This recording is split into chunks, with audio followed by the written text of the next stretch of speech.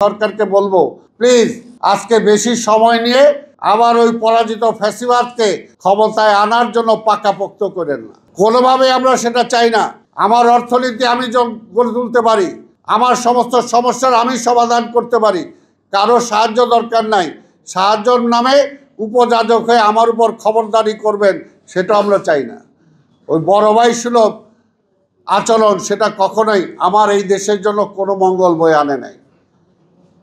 সেই কারণে বলবো আজকে যেহেতু এটা দলের ব্যানার না, তাই আমি বলবো না যে একমাত্র বিএনপি আসলেই আজকে সমস্যার সমাধান হবে।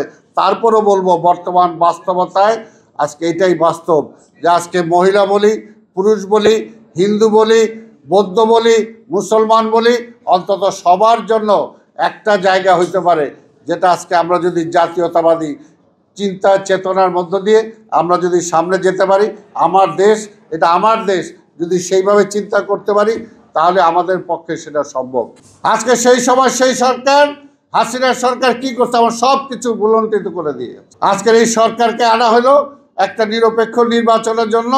একটা নিরপেক্ষ সরকার বসানো হলো যে জনগণের প্রতিনিধি কি চায়, একটা নির্বাচন হোক। 15 বছর যাবৎ মানুষ ভোট দিতে পারে না, এখন পর্যন্ত সেই ভোটের কোনো খেয়াল নাই, ভোটের কোনো খেয়াল নাই। তাই কাজেই পরিষ্কার কথা, আজকে দেশটাকে ভাগ করে লাভ নাই। প্লিজ দেশটাকে ভাগ করেন না।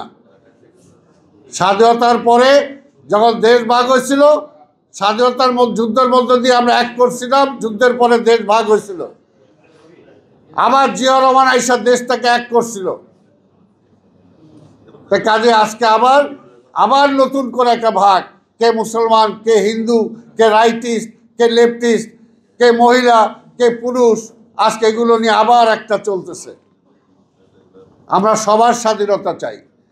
স্বাধীনতা কারোর জন্য এখানে ব্যক্তিগত কোনো বিষয় না।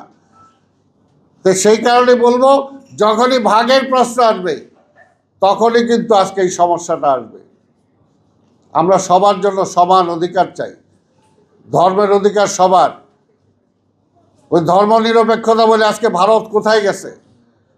কাজে ধর্মটা আছে যার যার, সেটা সেই জায়গায় রাখেন। ধর্মটা নিয়ে যেই রাজনীতি করেছে তখনই ক্ষতি হয়েছে।